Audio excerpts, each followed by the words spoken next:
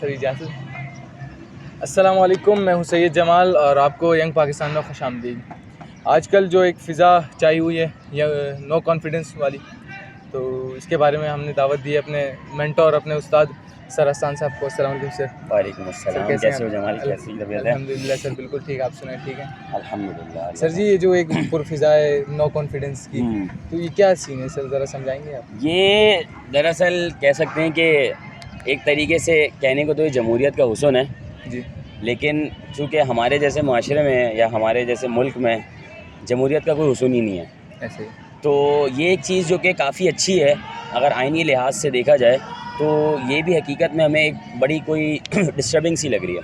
देखो, होता ये है कि जब आपके आम इंतखाबात होते हैं, जनरल इलेक्शंस होते हैं फेडरल के लिए, नेशनल असम्बली के अंदर हर एक हलके से जो है वो मुख्तलिफ जो है उम्मीदवार खड़े होते हैं, उनके ऊपर वोट पड़ते हैं, हर हलके से एक उम्मीदवार जो है वो इलेक्ट हो जाता है। ठीक। अब पाकिस्तान की तमाम जो कॉन्स्टिट्यूंसीज़ हैं, उससे उम्मीदवार जो है वो इलेक्ट होकर चले जाते हैं। अब जो पार्टी जिसके सबसे ज़्यादा वोट होते हैं, वो अपनी गवर्नमेंट फॉर्म करती है। सही। अच्छा, गवर्नमेंट फॉर्म करने का तरीका क्या है? गवर्नमेंट फॉर्म ऐसे होती है कि असेंबली के अंदर जो है फिर दोबारा इलेक्शन होते हैं। मतलब असेंबली के अंदर जो लोग चले जाते हैं, जो सारे एमएनएस चले जाते हैं, फिर उसके अंदर जो है एक बंदा, जैसे पाकिस्तान तहरीक इंसाफ ने जो है इमरान खान को जो है वो नामज़द किया था, उन्होंने उनको खड़ा किया, और इसी तरीके से अपोजिशन ने जो है वो नवाज़ शरीफ साहब को जो है वो नामज़द किया था एज़ दी प्राइम मिनिस्टर। ठीक। और उसके ऊपर वोटिंग होती है, और जिसके वोट्स ज़्यादा हो जाते हैं वो प्राइम मिनिस्टर बन जाता है।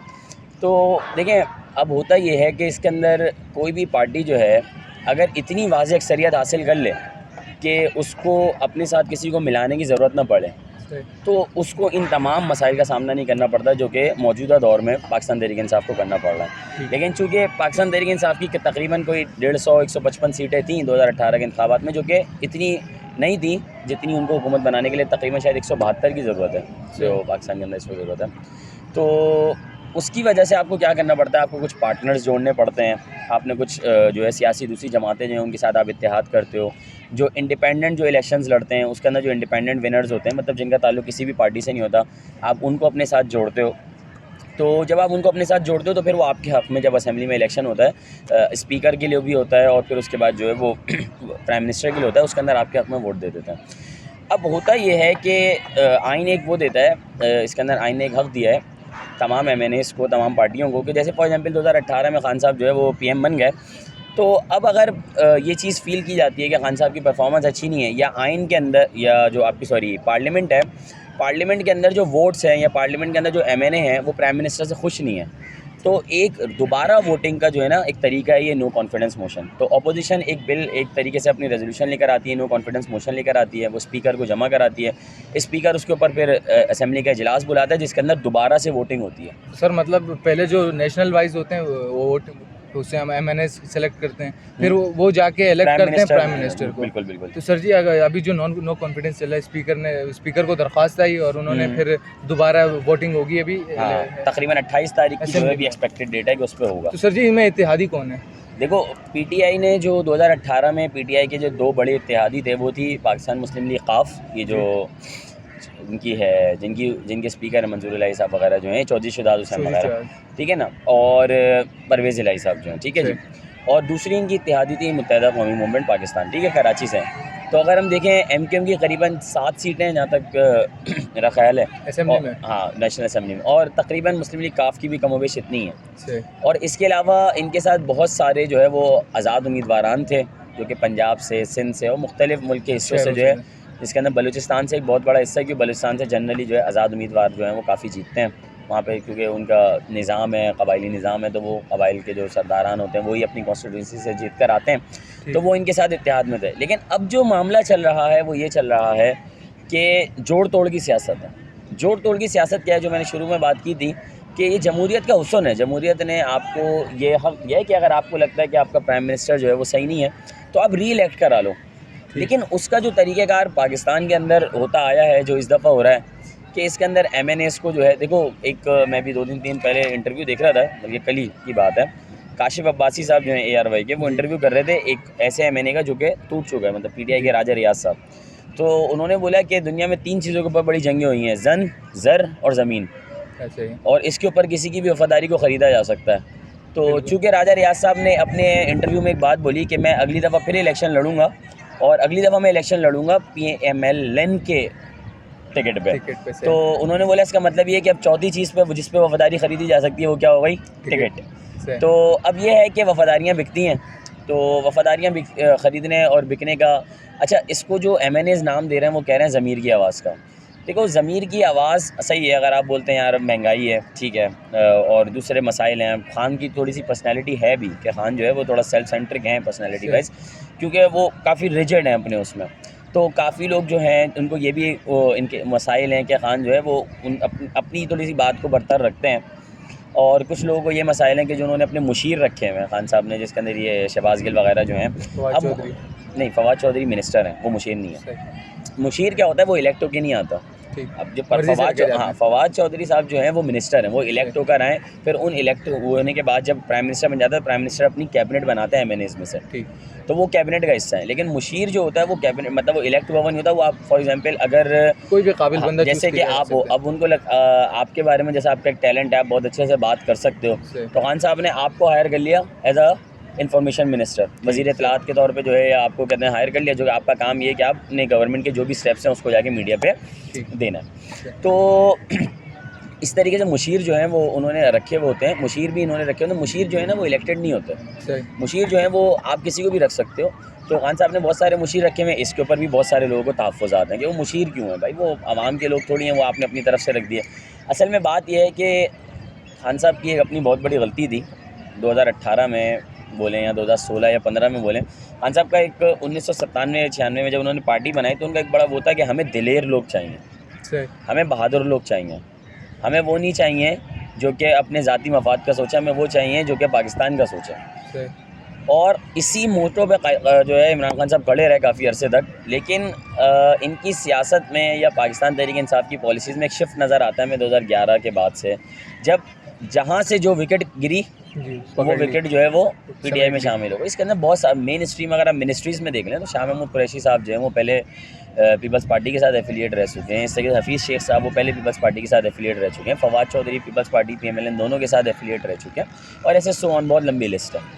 तो अगर ये टूटी विकटें इमरान खान इकट्ठी ना करते तो फिर हुकूमत में बनने में तकरीबन 40 साल मजीद लग जाते हैं। 40 साल क्या कभी नहीं बनती, क्योंकि देखो हमारी यहाँ मोरूसी सियासत और हमारे यहाँ मसला ये है कि ये कहा जाता है कि बहुत सारे हलक़े ऐसे हैं, मतलब अगर आप देखें जरदारी साहब का जो अपना हल्का है, या नवाज शरीफ साहब का जो अपना हल्का है, ये शहबाज शरीफ साहब का जो अपना हल्का है। अब आप इन हल्कों पे आप कहते हैं कि शहबाज शरीफ अगर एक लकड़ी भी खड़ी कर देना, उसको बोल दे मेरा कैंडिडेट ही है, तो वो जीत जाएगा। वो क्यों से? क्यों? शहबाज शरीफ की उसको हामियत हासिल है, मतलब मलिक रियाज और जरदारी वाला। बिल्कुल ऐसा ही है कि आपने इस हद तक कर दिया है कि शख्सी सियासत है, मुल्क की सियासत नहीं है, शख्सी सियासत है। तो अब अगर खान साहब जो है इन लोगों को नहीं मिलाते, मुफाहिमत की तरफ नहीं जाते, इन लोगों को साथ नहीं करते, तो आप इन लोगों के होते हुए आप खुद नहीं जीत सकते। मतलब खान साहब अगर खुद भी खड़े हो जाते हैं ना उन सीटों से जहाँ पे शाह महमूद कुरैशी साहब या फवाद चौधरी साहब खड़े होते आए हैं और जीतते आए हैं, तो खान साहब खुद भी नहीं जीत पाते, कि वो इतने इन्फ्लुएंशियल लोग हैं अपने इलाकों में। ठीक। और ये आज से नहीं, पिछले 25 साल 20 साल, किसी की 20 साल की हिस्ट्री है, किसी की 15 साल की हिस्ट्री है, कोई मुशर्रफ दौर से वहाँ से जीतता आ रहा है, कोई उससे पहले से जीतता आ रहा है। तो इन लोग की बड़ी बड़ी हिस्ट्री हैं। सर आप मफाहमत का कह रहे हैं, और अभी मैंने इमरान खान का एक बयान सुना है, अभी रिसेंटली शाया हुआ है कि वो कह रहे हैं मुझसे कुछ भी कह लो लेकिन मुझसे मफाहमत का बात यह है कि मुफाहमत तो आज देखो मीडिया पे ना हर चीज़ नहीं कही जाती सर। हर चीज़ अगर मीडिया पे दे दें तो फिर सरप्राइज़ का एलिमेंट भी ख़त्म हो जाता है। खान साहब कह रहे हैं कि मेरे पास पूरा प्लान मौजूद है, जबकि ऑपोजिशन का कहना है कि हमारे पास नंबर्स मौजूद हैं, हमारे पास नंबर पूरे हैं। तो देखो अब ये मुफाहिमत की बात करें या सियासी वफादारियों की बात करें, ऑल इन ऑल मैं इस चीज़ को जैसे देखता हूँ ना, एक पाकिस्तानी के तौर पे या एक बाशऊर इंसान के तौर पे, तो मैं ये कहता हूँ ब्रांड ऑफ द कंट्री जो है ना वो सबसे ऊपर है। ठीक है। अब ब्रांड ऑफ द कंट्री की बात क्या है, जैसे OIC का इजलास होने वाला है, पूरे इस्लामी ममालिक के सरबराहान जो हैं या वज़ीर ख़ारजा जो हैं वो यहाँ आने वाले हैं। इसके साथ साथ देखो अब जब किसी मुल्क में, पाकिस्तान एक दुनिया का इंपॉर्टेंट कंट्री है, अब इतनी बड़ी आबादी है, दुनिया की 5वीं-6वीं आबादी के लिहाज से सबसे बड़ा मुल्क है, इकॉनमी के लिहाज से एक बड़ा मुल्क है। भले से आपकी इकॉनमी स्ट्रगल करे लेकिन दुनिया में आप फिर भी एक बड़ी इकॉनमी कंसिडर किए जाते हैं। फिर आपकी जो जियोपॉलिटिकल लोकेशन है वो बहुत अहमियत की हामिल है। अफगानिस्तान के मसाइल में आप शामिल रहे, चाइना के बहुत बड़े कोलिशन पार्टनर हैं, रशिया के बहुत बड़े कोलिशन पार्टनर हैं, फिर उसके बाद इंडिया के साथ जो आपके मामला हैं, आप एक बड़ी इंपॉर्टेंट जगह पे लोकेट करते हैं, तो दुनिया की नज़र होती है आपके ऊपर। तो जब आपके मुल्क में ये सब चल रहा होगा तो दुनिया उसको फॉलो कर रही है। तो फॉर एग्जांपल एक बंदा है जैसे वो यूके में या यूएस में या किसी भी यूरोपियन कंट्री में बैठा हुआ है और वो रैंडमली ऐसे स्विच करता है CNN को या BBC को, और उसके पास वो ये देख रहा है कि भाई पाकिस्तान के फेडरल जो कैपिटल है इस्लामाबाद में, वहाँ पे उनके एक प्रोविंशियल हाउस है जिसे सिंध हाउस कहते हैं, और वहाँ पे क्या हो रहा है कि वहाँ पे MNAs बैठे हुए हैं और जो गवर्नमेंट पार्टी है जिसके वो अपने लोग हैं वो ये बात क्लेम कर रही है कि इनको पैसा मिला है, ये अंदर पैसे के बैग हैं, और जो अपोजिशन है वो कहती है ज़मीर का सौदा है और ये सब कुछ है। तो वो क्या कहेगा? अब आप अपने ऊपर रख के सोचो, आप क्या अब हंसोगे, आप बोलोगे यार क्या कंट्री है। बिल्कुल ऐसे ही आप बोलोगे यार ये क्या, मतलब किन लोगों के हाथ में जमहूरियत पकड़वा दी, गोरा तो यही सोच रहा है। ठीक। तो अब ये मामला हैं कि आप ब्रांड ऑफ द कंट्री को जो है ना, बहुत इंपॉर्टेंट चीज़ है। अच्छा, अब इसके अंदर हम ये बात एक और जो पीछे हादसा हुआ कि क्रिकेट मैच जो इन्होंने ट्रांसफर करा दिया। अब देखो ना, मैचेस की अगर हम बात करें, जैसे ऑस्ट्रेलिया की टीम, पाकिस्तान के अंदर 2008-9 में जो बड़ा एक अफसोसनाक वाक़या हुआ, श्रीलंकन क्रिकेट टीम के ऊपर फायरिंग हुई, दहशतगर्दी का वाक़या हुआ, उसके बाद एक पूरी जनरेशन है जिसने क्रिकेट देखी नहीं पाकिस्तान के अंदर होती हुई। एक पूरी जनरेशन है जिसने पाकिस्तान के लिए डेब्यू किया और वो बरसों, उसने 6 साल 8 साल क्रिकेट खेली और पाकिस्तान में एक मैच भी नहीं खेला और वो रिटायर हो गया। फिर अल्लाह करके पाकिस्तान में क्रिकेट आना शुरू हुआ और ये पहली टीम है जो अभी आई हुई है जो कि फुल फ्लैश एक स्ट्रॉन्ग टीम आई हुई है। अब से पहले जो टीमें पाकिस्तान में आई उसमें हर टीम ने अपनी मेन स्ट्रीम टीम नहीं भेजी, क्योंकि मेन स्ट्रीम प्लेयर्स मना कर दिया करते, तो बोलते हैं हम नहीं जाएंगे, ठीक, सिक्योरिटी कंसर्न्स या वॉट एवर। इसके अंदर कहते हैं कि इंडियन जो है वो इन्फ्लुएंस करते हैं। हाँ, इंडिया की इन्फ्लुएंस भी ज़रूर है इसके अंदर शामिल है, क्योंकि देखें आपका असली दुश्मन है वो। बिल्कुल ऐसे। ठीक है जी। तो अब बात ये है कि एक टीम आई हुई है और उसको पिछले 2 महीने से आपने जो है स्केड्यूल किया हुआ है कि मैचेस एक शहर में होने, जैसे कि इस्लामाबाद पिंडी में होने थे। पिंडी इस्लामाबाद ट्विन सिटीज़ हैं, आपको इतना फ़र्क नहीं है दोनों में। अब इस्लामाबाद के अंदर ये तमाम टेंशन्स, और आपको पता है जिस तरीके के हालात चल रहे हैं, 27 तारीख को एक बहुत बड़ा जलसा वहाँ पे इमरान खान ने दिया हुआ है, 28 तारीख को नो कॉन्फिडेंस मोशन है, और 23 मार्च के बाद जब कहते हैं ये तमाम OIC का इजलास ख़त्म हो जाएगा, उसके बाद जो है इनकी लॉन्ग मार्च इस्लामाबाद में दाखिल होनी है। इन हालात में वहाँ क्रिकेट कराना इम्पॉसिबल है, क्योंकि सिक्योरिटी थ्रेट हर वक्त मौजूद है। फिर इन केस कोई रायट्स हो जाते हैं, किसी किस्म का दंगा फसाद हो जाता है, तो मसला हो जाएगा। ठीक है जी। तो अब ये है कि उसको मैचेस को ट्रांसफ़र कर दिया लाहौर में, तो इससे ब्रांड नहीं ख़राब हो रहा? इससे ब्रांड ख़राब है ना। अब आप देखें, इंडिया की एक बहुत बड़ी वेबसाइट है स्पोर्ट्स की, ESPN क्रिक इन्फो के नाम से, और मैं कहता हूँ शायद ICC की वेबसाइट से ज़्यादा इस वेबसाइट को दुनिया के अंदर क्रिकेटर्स फॉलो करते हैं, क्रिकेट फैंस फॉलो करते हैं, कि बहुत ज़्यादा फ्रीक्वेंटली उस पर अपडेट्स हो रही होती हैं। उसने इस पूरी स्टोरी को जो है वो हाईलाइट किया, उसने इस पूरी स्टोरी को कवर किया, उसके अंदर पूरी बात लिखी है कि इस जो ट्रांसफ़र ऑफ वेन्यू है वो क्यों हुआ है। तो यार एक क्रिकेट फ़ैन देख रहा है, लेकिन उसको इन अ सॉर्ट ऑफ के पाकिस्तान का जो ब्रांड इमेज जा रहा है वो क्या जा रहा है कि यहाँ पे इस कदर सियासी खलफशार है। और देखो असल में जो हुकूमत है ना, अगर हम डेमोक्रेसी की डेफिनेशन की भी बात करें ना, government of the people, by the people, for the people, तो इसमें लोग का है यार। मैंने फॉर एग्जांपल अपने 2018 में एक बंदे को वोट किया, अब उसको मैंने वोट किया, मुझे पता है ये फ़लानी पार्टी का है और इसकी हमदर्दी उसके साथ है, वो बाद में किसी भी वजह से ट्रांसफ़र करता है, तो यार वो अपने ज़मीर की बात करे कुछ, वो पहले मुझे जवाब दे, क्योंकि वो मेरे वोट से इलेक्ट होके गया। बिल्कुल। तो इस पूरी कहानी में ये 300-350 MNAs के अंदर इतनी बड़ी जो खलफशार एक चल रहा है, इतना बड़ा जो एक डिस्टर्बेंस चल रही है, उसमें पब्लिक का है। सर ये जो आवाज़ें लगाने के ज़मीर का सौदा है, क्या इन्होंने नहीं आवाज़ें लगाई थी कि वोट को इज्जत दो, तो वो इज्जत कहाँ गई? अच्छा देखो, ज़मीर का सौदा तो जब होता ना यार, जब ये उस वक्त बात करते जब ये नो कॉन्फिडेंस मोशन नहीं आती। सही।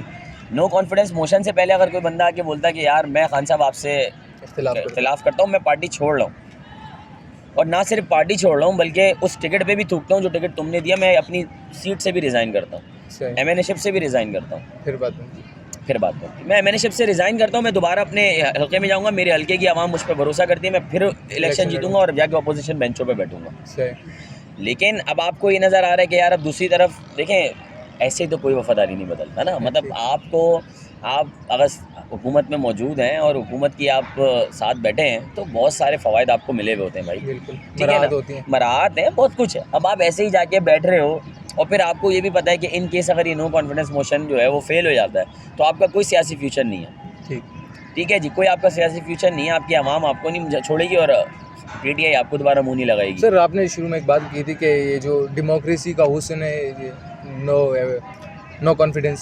सर जी, अगर डेमोक्रेसी ये हमें दे रही है कि अगर हमें प्राइम मिनिस्टर पसंद नहीं है हम उसको चेंज कर सकते हैं, तो क्या डेमोक्रेसी में कोई ऐसा कानून भी नहीं है जो जैसे कि ज़मीर के सौदागर हैं उनके खिलाफ कुछ एक्शन लिया जा सके? देखो, इसके ऊपर अभी फ़िलहाल जो सुप्रीम कोर्ट के अंदर मामला चल रहा है। सर सुप्रीम कोर्ट में तो 30-30 साल भी बिल्कुल चलें, बिल्कुल चलें। देखिए, मसला सारा जो आता है ना, वो आता है क्लैरिटी ऑफ लॉस का। सही। हमारे यहाँ आज भी बहुत सारे कानून ऐसे हैं जो गोरे के ज़माने के बने हुए हैं। जी बिल्कुल। ठीक है। और अब आपके पास जब पॉलिसीज़ या आपके पास कानून, देखो दुनिया के अंदर या अगर हम बात करें ना निज़ाम के अंदर, तो निज़ाम का एक अहम तरीन जुज़ है इंसाफ। ठीक। जिस माशरे में इंसाफ नहीं होगा ना, वहाँ पे कभी अमन नहीं होगा। ऐसा ही है। ना अमन होगा, और जब अमन नहीं होगा तो प्रोग्रेस का आप सोच नहीं सकते। एग्री। तो यही हमारी पाकिस्तान की तारीख़ है कि हमारे यहाँ निज़ाम में इंसाफ कभी शामिल ही नहीं रहा। तो कैसे शामिल होगा सर? देखिए ना, आप शहीद भुट्टो। देखिए, अगर हम लियाकत अली ख़ान से शुरू करें, ठीक है ना, तो आज तक अगर हम बात करें या अगर हम रिसेंटली बात करें मोहतरमा बेनज़ीर तक, कितनी बड़ी पर्सनैलिटीज़ हैं जो कि सर इल्ज़ाम तो हमारे कायद पर भी हैं। इल्ज़ाम तो देखो किस किस पे नहीं है, लेकिन इंसाफ किसको मिला? बात किसी ये को नहीं मिला सर। तो इंसाफ अगर हम सुप्रीम कोर्ट की बात, लेकिन देखो हर चीज़ मायूसी वाली नहीं है। बहुत अच्छा भी हुआ उसी सुप्रीम कोर्ट बेंच से, बहुत कुछ उधर से अच्छा भी हुआ। तो जहाँ तक बात है ये ज़मीर फ़रोशी की या इसकी, ये पाकिस्तान में कोई नई चीज़ नहीं है। और देखें ये कब होती है, मैं इसकी एक बड़ी प्रोमिनेंट बात करूँगा, जो लोग भी इस बात को देखें वो ये बात को समझें, ये हम सबकी ज़िम्मेदारी है। सही। सिर्फ वोट देना ज़िम्मेदारी नहीं है, बट ये वोट का फॉलोअप भी रखना हमारी ज़िम्मेदारी है कि बाद में हमने जिसको वोट दिया था उसको पकड़ें। ठीक। यार तुमने वोट दिया था, जब वोट से पहले तुम आए थे हमारे एरिया में अपने वोट मांगने, तो तुमने ये बात की थी, क्यों नहीं हुई? अब वो बोलता है यार मुझे फ़ंड नहीं मिल रहा है, प्राइम मिनिस्टर मेरे ख़िलाफ़ है, या प्राइम मिनिस्टर अपनी ज़ात का सोचता है। जैसे अभी ये जो बातें चल रही हैं इन लोग की, तो आपके अवाम जाके बोल दे भाई सही है। आप देखो भाई, किसी भी हलके में लाखों से कम की अवाम नहीं होती। अगर हम जिस हलके में अभी बैठे हुए इस हलके में बात करें, तो ये यहाँ से जो जीते हुए वो PTI के MN है, ठीक है। तो नजीब हारून नाम है उनका। अब अगर हम इस पूरे हलके की बात करें ना, बहुत बड़ा हलका है, पूरा नॉर्थ आज़माबाद और सब इसमें आता है। तो इस हलके के अंदर मरे से मरा भी अगर मैं बोलूँ कम अज़ कम कोई 20-22 लाख आवाम है। बिल्कुल। उसमें से कोई 1 लाख आवाम तो बाशऊर होगी। ठीक। 1 लाख आवाम तो सियासी कहते हैं शऊर रखती होगी, या 1 लाख आवाम ऐसी होगी जो मुल्क के लिए सोचती होगी। यार अगर 10,000 आवाम भी प्रेस क्लब पे जाके खड़े जाए, तो प्रेस क्लब की गली से कहते हैं कुछ कोई नहीं गुजर सकता। सर ये सारा गाजी गुफ्तार है ना, किरदार नहीं है। अब गाजी गुफ्तार और किरदार सर अब ये खुद ही सोचें, बिरयानी की प्लेट पे वोट देने वाले वोट को कैसे फॉलो अप करेंगे? बिल्कुल ऐसा ही है। तो फिर आखिरकार जो कंक्लूजन निकलता है ना जी, वो ये निकलता है कि डेमोक्रेसी हमारी जैसी कंट्री के लिए फेल है, सूटेबल नहीं। निज़ाम की तब्दीली जो है वो पाकिस्तान का हल है। पाकिस्तान का हल जो है वो निज़ाम की तब्दीली है, और इस निज़ाम की तब्दीली में सबसे मेन जो अंसर है ना भाई, वो ये है कि नौजवानों की शमूलियत। सर नौजवान तो हमें कहीं नज़र ही नहीं आते। हाँ, नौजवान देखो, अब आप PTI से 10 इख्तिलाफ़ात या PTI से 10 चीज़ें, PTI से एक बड़ी मायूसी है एक चीज़ की। PTI ने अपना जो पूरी इलेक्शन कैंपेन की वो यूथ के ऊपर की। ऐसा ही है। ठीक है ना, उनके फॉलोअर्स को यूथिया भी कहा गया, सही। और पता नहीं व्हाटएवर क्या कहते हैं, खान के जवान और टाइगर फोर्स और पता नहीं क्या कुछ। ठीक। अगर हम देखें ना, हमें एक नौजवान MNA MPI नज़र नहीं आता। ऐसा ही है सर। लेकिन अगर हम वजह क्या है देखें तो सबसे कम उम्र का भी शायद मुराद सईद साहब है, ऐसे? और वो भी करीबन 40 के तो होंगे, ऊपर ही होंगे। ऐसा ही। तो वो हमारे नौजवान हैं। तो भाई जब आपका जो फॉलोअर है, देखिए जो आपके पास पावर वाली जो उम्र है, या आपके पास वो उम्र है जिसके अंदर आप पुरजोश हैं, पुरजज्बा हैं, जिसके अंदर आपके पास ताकत है, तो तकरीबन 18 से लेकर 40 के दरमियान है। ऐसे ही। लेकिन हमारे मुल्क की सियासत में 18 से 40 के दरमियान के लोगों को तो बिल्कुल माइनस रखा जाता है। ऐसे ही। वो सर इसकी कोई ख़ास वजह? इसकी ख़ास वजह यह है जागीरदार और वडेरा निज़ाम जो है हमारे मुल्क का। इसकी मेन वजह यह है कि बरसों से वही, देखें आपके मुल्क के अंदर माशाल्लाह हमारे पास 5 जो है वो सूबे हैं, अगर हम गिलगित बल्तिस्तान को भी मिला लें, और फेडरल कैपिटल है फिर उसके बाद हमारे पास। लेकिन जो हुकूमत अगर हम देखें ना, जो जब भी कोई वफाकी हुकूमत बनती आई है, उसके 2 ही मजबूत पिलर हैं, एक सूबा पंजाब और एक कराची। कराची की सीटें और सूबा पंजाब की सीटें जिसके पास है उसने हुकूमत बना ली। अगर हम ज़्यादा पीछे नहीं जाएं, 2008 से भी देखें तो 2008 में पीपल्स पार्टी ने हुकूमत बनाई तो उनके साथ भी इत्तेहाद में एमक्यूएम बैठी हुई थी, जिसके बाद कराची की सीटें थी। 2013 में नून लीग ने हुकूमत बनाई, उनके साथ भी एमक्यूएम बैठी हुई। तो 2018 में भी कराची की सीटें जो है वो पीटीआई के पास भी थी और एमक्यूएम के पास भी थी और एमक्यूएम इत्तेहाद में थी। तो कराची और पंजाब जो है वो मेन आपकी जो है वो गवर्नमेंट बिल्डर्स हैं, बाकी आउट ऑफ द इक्वेशन है। ठीक। अच्छा, अगर हम बात करें सिंध की, तो सिंध के अंदर या पंजाब के जो देही इलाके हैं उनकी बात करें, या अगर हम बात करें जो केपी के अंदर भी या बलूचिस्तान के अंदर भी जो थोड़ा पसमानदा इलाके जो हैं उसके अंदर बात करें, तो वहाँ पे अक्सरियत ये निज़ाम है कि आपका एक फॉर एग्जांपल इलाका है तो वहाँ पे एक ख़ास किस्म का कबीला है या ख़ास किस्म के लोग रह रहे हैं, उनका एक वैसे ही हेड है और वही हेड उनके लिए सब कुछ है, उसी को वोट मिल रहा है, वही आ रहा है। वो वोट की ज़रूरत भी नहीं है उसको, ऐसे ही आ जाता है। उसको वोट की ज़रूरत भी नहीं है। उसको वोट की ज़रूरत क्यों नहीं है? क्योंकि अव्वल तो वो इतना पढ़ा लिखा है नहीं कि वो इलेक्शन कमीशन के उस पर उतरेगा। तो वहाँ पे कोई भी समबडी आगे खड़ा कर दिया जाता है कि भाई ये फ़लानी पार्टी का वो है, आप इस पार्टी के कहते हैं जो है उम्मीदवार हैं, आप इस पार्टी के उम्मीदवार हैं। अब वो जो वडेरा है, वो जो जागीरदार है, वो जिसकी हिमायत कर देगा बस वही बने। बाकी सारी आवाम ने जाके उसको वोट डाल दिया। आवाम को ठप्पा लगाना आता है बस बिरयानी की प्लेट पर। अब वो बिरयानी की प्लेट पे या वडेरे के कहने पे तो बात ही है। सही। तो ये जो मामलात है ना, ये इनकी वजह से। अब वो जो वडेरे हैं या जागीरदार हैं वो अपने ही जैसे लोगों को अपने साथ लेकर आते हैं, तो वो 40 से छोटों को तो वो कुछ मानते ही नहीं है ना सर। अगर 40 को वो नहीं मानते ना, हाँ। हम हकीकत में तो कुछ हैं सर। हाँ। तो 70 साल तारीख में हम आगे नहीं जा सके, तो हम आगे आगे आपको लगता है आगे जा सकेंगे? इस निज़ाम के साथ जो है ना भाई आगे जाना वो बहुत मुश्किल है। तो सर निज़ाम बदले भी तो जवानों ने ही है। निज़ाम बदले जवानों ने, लेकिन उन जवानों ने जो ये टिकटॉक पे नहीं नाच रहे थे ना, उन जवानों ने बदले जो कि जिनके मकासद थे। देखें, जब सर अगर हमारे कायद-ए-आज़म के साथ जवानों ने सर सैयद यूनिवर्सिटी के, अलीगढ़ यूनिवर्सिटी के और दारुल उलूम देवबंद के और जितनी भी दीनी दरगाहें थी, पेशावर इस्लामिया कॉलेज पेशावर की भी इसके अंदर बड़ा नाम आता है। इन्होंने जो है आपका बहुत रोल प्ले किया, वही वाली कायद के साथ खड़े रहे, इन्होंने जानें भी दी, इन्होंने जेलें भी काटी, इन्होंने बहुत कुछ किया, बर्दाश्त किया। आज के नौजवान के पास ये सब करने का शायद वक्त नहीं है। जॉन एलिया की बात के तहरीक पाकिस्तान अलीगढ़ के बच्चों की शरारत थी सर। लेकिन अगर आप बात करें कि नौजवान टिकटॉक के हैं, तो सर यूनिवर्सिटियाँ भी तो हमने भरी हुई हैं। यूनिवर्सिटियाँ जो हमने भरी हुई हैं, उस यूनिवर्सिटी के अंदर अगर हम देखें तो अक्सरियत यूनिवर्सिटीज़ के अंदर जो है क्या सिखाया जा रहा है, आप ये देखें ना। आप यूनिवर्सिटी के अंदर, मैं नाम नहीं लूँगा, एक यूनिवर्सिटी के मुझसे एक डिपार्टमेंट के हेड ने बोला, HOD ने, मैंने उसको बोला कि सर ये ख़वातीन के ड्रेस कोड के ऊपर जो है वो कोई ख़ास कानून होना चाहिए with in the university premises के अंदर, कोई ख़ास कानून होना चाहिए। और क्योंकि इस वजह से जो है वो, और इसी तरीके से मर्दों के लिए भी होना चाहिए। क्योंकि मैंने नोट किया, मैंने उनको फिर कुछ पॉइंट आउट भी किया, मैंने इस लड़के का या इस लड़की का हुलिया देखें, ये तालीमी दर्जगा के हिसाब से मुनासिब नहीं है। सही। तो उन्होंने मुझे कहा, विच वॉज़ वेरी शेमफुल, कि इसी चीज़ के लिए तो लोग एडमिशन लेते हैं सर। तो ये हमारा अलमी है। और उस यूनिवर्सिटी के अंदर कमो बेश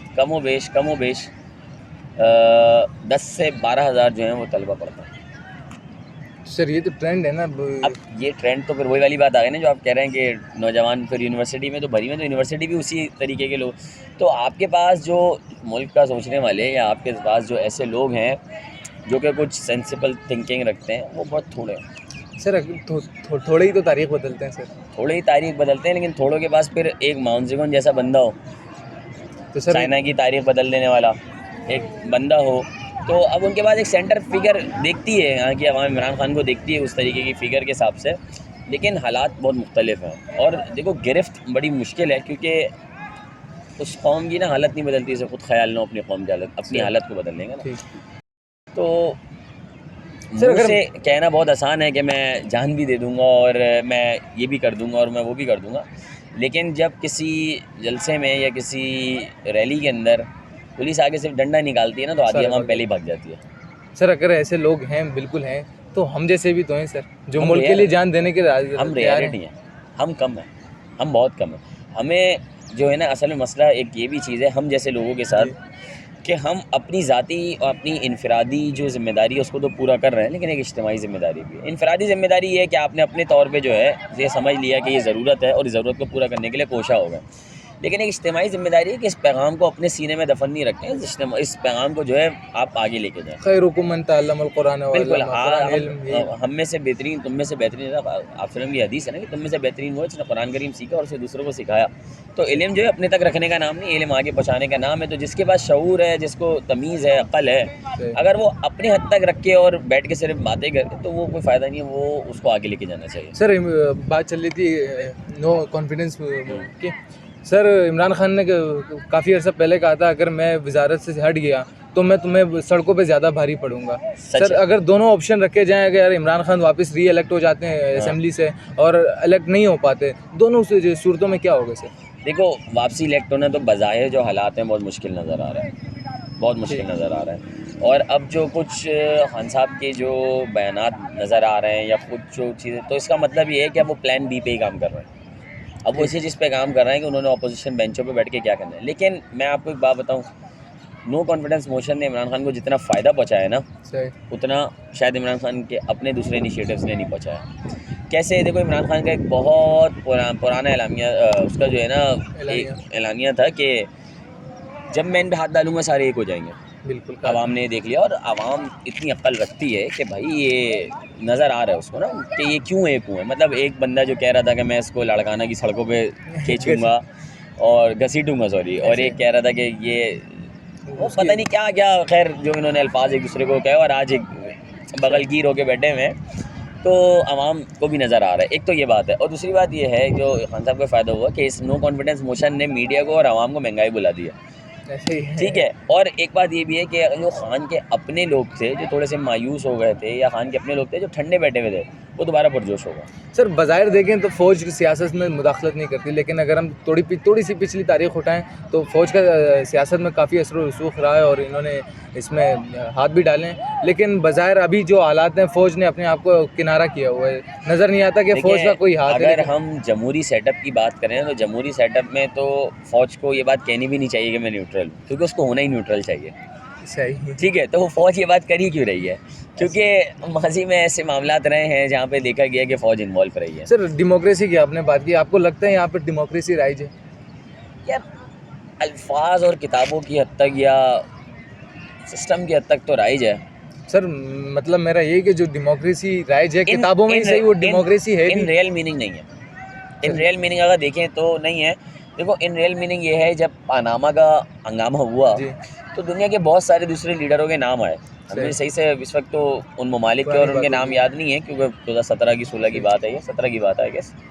लेकिन उस टाइम पे बहुत सारे दूसरे ममालिक में जिन सरबराहान के नाम आए, उन्होंने एक एक दो दो दिन के अंदर रिज़ाइन किया, क्योंकि उनको पता था उनकी आवाम खड़ी हो जाएगी। तो वो है असल एसेंस जमहूरियत का। वो जमहूरियत का असल नहीं, खुददार तो हम भी हैं, लेकिन हमारे पास वक्त नहीं है। हमें छोटे मसाइलों में फंसा के इतना रखा हुआ है कि हम इन चीज़ों की तरफ देखते ही नहीं हैं। मतलब वो बिरयानी पे जो अगर कोई बंदा वोट देता है, वो इसलिए देता है कि उसको बिरयानी अवेलेबल नहीं है, ठीक। वरना अगर आपको बिरयानी अवेलेबल होगी तो आप बिरयानी पे अपनी इतनी बड़ी चीज़ जो आपके एक राइट है वो आप बेचोगे नहीं। सर आपने बता दिया कि इमरान खान वापस री इलेक्ट नहीं हो सकता, चांसेस ऐसे हैं, लेकिन अगर हो जाता है तो फिर तो ये ओपोजिशन का क्या बनेगा, पीडीएम का? इनका ये फिर ऐसे देखें, असल में वक्त बहुत कम है। 2023 के इलेक्शन के लिए करीबन 1.25 साल 1 साल पड़ा हुआ है। तो इनको डिसइंटीग्रेट दोबारा होना है, इन्होंने दोबारा टूटना है, क्योंकि ये मिल के तो हुकूमत नहीं बना सकते। एक म्यान में दो तलवारें नहीं रह सकते। ये अगर अगले इलेक्शन में बोलेंगे हम इकट्ठे लड़ेंगे इलेक्शन और ये अपनी हुकूमत बना लेते हैं, पीडीएम की हुकूमत, तो साल नहीं चलेगी। देखिए, पीपल्स पार्टी के अंदर अगर कोई बंदा है तो वो यही बोलेगा कि बिलावल वज़ीर आज़म होगा, और नून लीग के अंदर तो वैसे ही 3 वज़ीर आज़म है। मरीम नवाज़ अपने आप में वज़ीर आज़म है, शहबाज शरीफ अपने आप में वज़ीर आज़म, और कहते हैं कहीं ना कहीं कहते हैं हमज़ा के दिल में भी होगा कि वज़ारत उस्मा मेरे हाथ में आ जाए। तो बहरहाल वहाँ पे तो बहुत सारे वज़ीर आज़म। और फिर इसी तरीके से फजल रहमान साहब का एक बहुत पुराना ख्वाब है वेस्ट कोट शेरवानी पहनने का। तो बात यह है कि ये फिर नहीं कर सकते, ये एक साथ तो नहीं, इन्होंने डिसइंटीग्रेट होना है, ये डिसइंटीग्रेट हो जाएंगे। लेकिन अगर अब ये नो कॉन्फिडेंस मोशन में अगर नाकाम होते हैं तो ये किस तरह से डिसइंटीग्रेट होंगे? अगर ये डिसइंटीग्रेट हो गए और इन्होंने एक दूसरे को दोबारा कहना शुरू करा, तू चोर की सियासत दोबारा शुरू करी, तो इमरान खान साहब का फिर एलानिया जो है वो फिर सामने आ जाएगा कि बोलेंगे कि ये सिर्फ अपने ज़ाती मफाद के लिए दोबारा से अलहदा हो गए। जब इनका ज़ाती मफाद इकट्ठा होने में होगा, ये इकट्ठे हो जाएंगे, जब इनका ज़ाती मफाद जो है वो टूटने में होगा, टूट जाएंगे। अलहासिल कलाम के इन्हें अपने मफादात से गर्ज स्टेट से नहीं। हाँ, देखिए स्टेट से गर्ज जिसको होगा ना वो कम से कम वक्त का सही चुनाव करेगा। अब ये वक्त जो था आपके पास ओआईसी आ रही है और इसके अलावा इस वक्त में आपके पास जो है जैसे ऑस्ट्रेलियन टीम आई हुई है तो, और इसके अलावा इस वक्त दुनिया के अंदर वैसे भी रशिया यूक्रेन वॉर चल रही है, उस वजह से पूरी दुनिया के अंदर वैसे ही मीडिया या इंटरनेशनल पॉलिटिक्स बहुत ज़्यादा मुतहर्रिक है। और फिर उसकी वजह से कोविड अभी ताज़ा ख़त्म हुआ है, आज बहुत स्लोली एंड ग्रेजुअली जो है इकॉनमीज़ जो हैं वो अपने उस पर आ रही हैं। तो अगर भाई आप मफाद अगर आपका स्टेट से जुड़ा हुआ, आप स्टेट के मफाद के लिए कर रहे हो तो फिर आप कम से कम वक्त तो सही चुनते हो, आप वक्त का तो सही चुनाव करते हो ना। आप बोलते हो यार ये सही वक्त नहीं था इन चीज़ों के लिए, लेकिन हाँ इनको लगता है कि बहुत बड़ी ज़रूरत है इमरान खान को निकालना या इमरान खान को बाहर करना। तो अगर मैं तो कहता हूँ फिर अच्छा है ये जीत जाए, ये जीत के फिर यहाँ फिर ये 1.25 साल में जैसे वो नायक मूवी थी ना, एक दिन में उसने सब बदल दिया था, ये 1 साल के अंदर सब बदल देंगे। फिर वो वाकई जो उन्होंने कहा था बिलावल साहब ने कि सिंध का मुकाबला जो है वो पाकिस्तान के दूसरे सूबों से नहीं है, सिंध का मुकाबला यूरोप से है। तो वाकई में सिंध ऐसा हो जाए कि हमें जो है एक वीडियो शूट करने के लिए 4 दिन सोचना ना पड़े, बल्कि हम अपने घर के बाहर भी एक बड़ी अच्छा माहौल हमें मिल रहा हो, दरख्त लगे हो, सर बात ज़मीर फरोशी की हो या हॉर्स गैम्बलिंग की हो, सर आपको नहीं लगता ये सियासतदानों के मुंह से ये बात सुनने की कोई काबिल है कि हमने सिर्फ ज़मीर का सौदा किया है, ये हॉर्स गैम्बलिंग? देखिए बात सुने, सियासतदान जो है ना आपके मुल्क का जी, वो सियासतदान जो है आपके मुल्क का, उसकी अगर हम बात करें तो बहुत ज़्यादा जो है इसके अंदर हमने चीज़ देखी है कि कहीं का नहीं है। जैसे सियासी अल्फाज जो एक जनरली यूज़ किया जाता है, लोटे की जो एक टर्म यूज़ की जाती है तो बात ये है ना कि यार आपके पास 6 बड़े 7 बड़े लोग रहे सियासत में, भुट्टो साहब थे तो सब भुट्टो के शेर थे, तो मोहतरमा आई, मोहतरमा के लोग वो हो गए, गिरविदा हो गए। इसी तरीके से वक्त के साथ साथ जो है वो अब जैसे चौधरी निसार साहब जो हैं इनके PMLN के नवाज शरीफ के बड़े पक्के साथी शुरू के साथी, वो क्या कहते हैं कि मैं नवाज शरीफ का वफादार था, नवाज शरीफ के साथ खड़ा रहा, लेकिन मैं उसके बच्चों के साथ नहीं खड़ा हो सकता, और इस वजह से वो आज PMLN के साथ नहीं है। मतलब एक बंदे ने जिसने मोरूसी सियासत के लिए मना किया, जबकि वो उनकी पार्टी का इंतहाई अहम बंदा है और उसके बारे में कहा जाता है कि उसके अंडर में 25-26 MNA है, वो जहाँ चले जाए वो 25-26 MNA लेके जाएगा अपने साथ नून लीग के। तो एक इतना अहम बंदा भी अगर वो मोरूसी सियासत को मना करता है तो उसके लिए जगह नहीं है। तो आप कैसे कह सकते हैं कि सियासतदान तो यहाँ पे सियासत तो बस एक नाम है, सियासत हो रही है मुल्क की खिदमत, वरना सियासत का असल एसेंस तो लोगों को पता ही नहीं है। सर ये तो बात हो गई सियासतदानों की और ऊपर वालों की। सर बीइंग ए इंडिविजुअल हम क्या कर सकते हैं, क्या डोनेट कर सकते हैं? हम ये कर सकते हैं, देखें हमारा सबसे मेन मोटिव तो यही होना चाहिए कि स्टेट जो है सबसे पहले, पाकिस्तान सबसे पहले, और पाकिस्तान के लिए जो बेहतर है। देखें अगर मैं किसी उसमें नहीं, लेकिन अगर अल्टरनेटिव जरदारी साहब हैं और अगर अल्टरनेटिव जो हैं वो शरीफ बरदरान हैं और ये लोग हैं तो फिर यार खान बेहतर है। सर खान वाली बात है कि अगर जब और दूसरी बात यह है कि अगर हम इसी चीज़ों में देखें कि जो हम कर सकते हैं बीइंग एन इंडिविजुअल, कि अगर हमें थोड़ा सा भी शऊर है तो उसको फैलाएं, और दूसरी बात ये है कि जहाँ तक मुमकिन हो सकता है अपने अल्फाज से, अपनी नॉलेज से, अपने जिस्म से, अपनी मेहनत से स्टेट को, अपने अमल से, सीधी बात है, अपने अमल से स्टेट को सर्व करें। स्टेट को सर्व किया जा सकता है, स्टेट को आप, और अगर आपके पास ताकत है, आपके पास हौसला है तो आप सियासत में खुद कदम रखना, सियासत में खुद कदम रखना, क्योंकि कब तक सिर्फ हम ये बोलेंगे वो फलाना ज़मीर का सौदा है, भाई खुद आ गया हो ना। ये थे हमारे सरहसान, हमारे मेंटोर और हमारे उस्ताद। आपने इनकी गुफ्तगू सुनी और उम्मीद है आपने कुछ सीखा भी होगा, क्योंकि मैंने तो बहुत कुछ सीखा। तो सियासतदानों पर अगर हम डिपेंड रहे तो मुल्क तो पहले ही कहीं बहुत ख़राब हो चुका है, मज़ीद वर्स्ट हो जाएगा ये। तो आपको और मुझे ख़ुद इंडिविजुअली इस माशरे में अपना किरदार अदा करना पड़ेगा, क्योंकि यूथ ऑफ द पाकिस्तान जो है ये कौम का असासा भी है और कौम की ताकत भी है, जिसके ये बुढ़े बापे इस्तेमाल करते हैं अपने मफादात के लिए। अच्छा सर, और कोई एंडिंग कोई लाइन? से ये पाकिस्तान जिंदाबाद, पाकिस्तान पाइंदाबाद, वस्सलाम।